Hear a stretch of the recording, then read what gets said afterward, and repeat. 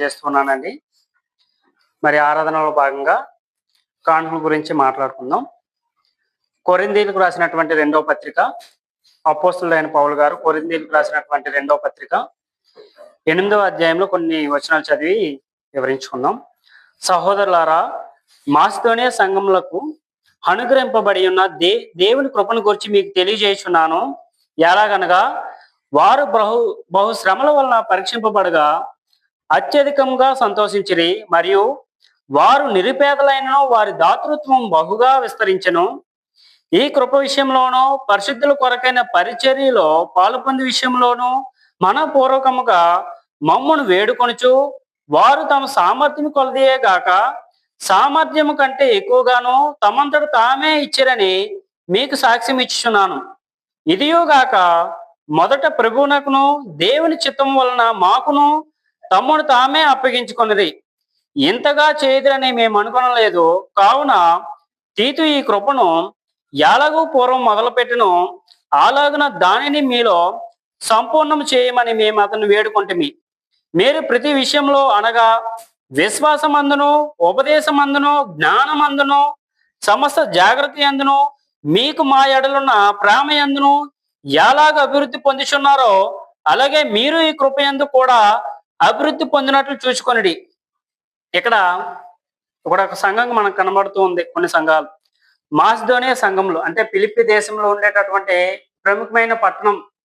అక్కడ ఉండేటటువంటి మనలాగే కొన్ని క్రీస్తు సంఘాలు దేవుని పనిలోను అలాగే ఇచ్చేటటువంటి విషయంలో వాళ్ళ దగ్గర లేకపోయినప్పటికీ కూడాను వారి సామర్థ్యం కంటే ఇంకా ఎక్కువగా, అంటే మనలో కొంతమంది మనలో ఇచ్చేటటువంటి విషయంలో మనమందరం కూడా కొన్ని విషయాలు వెనకబడుతూ ఉండొచ్చు. కానీ ఇక్కడ మన సామర్థ్యం కంటే, అంటే దేవుడు మనకి ఎన్నో చేస్తూ ఉంటాడు, ఎన్నో ఇస్తూ ఉంటాడు. అందులో మనకు అనుగ్రహించిన కృపలో మనకున్న స్థితిలో మనం దేవునికి ఇస్తున్నామా అనేది మనల్ని మనము పరీక్ష చేసుకునేటటువంటి స్థితిలో మనం ఉండాలి.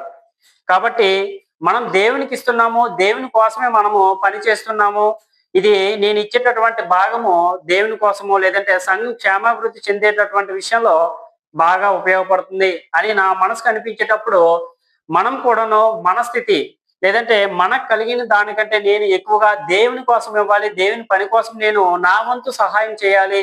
అది ప్రతి ఒక్కరు కూడా అనుకుంటే అది చాలా ఎక్కువగా మారుతుంది. అంటే నా ఒక్కడి వల్ల ఈ పని జరుగుతుందా లేదంటే అనేది మనం ఎప్పుడు తలంచకూడదు. మన పని మనం చేసే దేవుడు తనంతట తానే క్రియ జరిగిస్తూ ఉంటాడు. కాబట్టి ప్రతి ఒక్కరం కూడా ఇక్కడున్న సంఘాలని లేదంటే ఇక్కడ చూపిస్తున్నటువంటి ఆదరణ మనము ఇన్స్పిరేషన్ గా తీసుకుంటే మనం కూడా సంఘానికి తోడ్పడేటటువంటి భాగంలో భాగస్థులమై ఉంటాము. కాబట్టి మనము దేవుని పనిలో నా వంతుగా నేనేం చేస్తున్నాను అనేది మనల్ని మనం పరీక్షించుకుందాం. అలాగే ప్రతి విషయంలో అనగా విశ్వాసమందును, ఉపదేశమందును, జ్ఞానమందును, సమస్త జాగ్రత్త యందును, మీకు మా ఎడలున్న ప్రేమ యందును ఎలాగ అభివృద్ధి పొందుచున్నారో అలాగే మీరు ఈ కృప యందు కూడా అభివృద్ధి పొందినట్లు చూసుకునండి. అలాగే సంఘంతో వస్తున్న మనము అనేకులకు పురుకొల్పేటట్లు, అలాగే సంఘంలో చిన్న చిన్న విమర్శలు బట్టో లేదంటే చిన్న చిన్న పొరపాట్లు బట్టో మనం వెనక్కి తిరగకూడదు. విశ్వాసాన్ని మనకుండేటటువంటి రక్షణని ఎల్లప్పుడూ కొనసాగించుకొని ఇతరులకు అనేకులుగా మాదిరిగా మారుతూ వారిని కూడా సంఘంలోకి చేర్చేటట్లుగా మనం ఉండాలి. కాబట్టి ఇలాంటి విషయాలు కూడా దేవునికి ఇచ్చేటటువంటి విషయంలో మనం ముందుగా ఉంటే దేవుడు మనకు సహాయాన్ని అందజేస్తాడు. దేవుని కోసం మనము పాటుపడుతున్నాము, దేవుడు మనకి ఎలాగైనా సరే దారి చూపిస్తాడనే నమ్మకంతో ప్రతి ఒక్కరం కూడాను మనల్ని మనము పరీక్ష చేసుకుంటూ మరి ఈ హెచ్చరిక మాటలు మీ హృదయంలో ఫలింపజేస్తూ మనం కూడా సంఘానికి తోడ్పడేటట్లు మనము ఉండాలని మిమ్మల్ని హెచ్చరిస్తూ నన్ను నేను హెచ్చరిస్తూ ఈ మాట ముగిస్తున్నాను.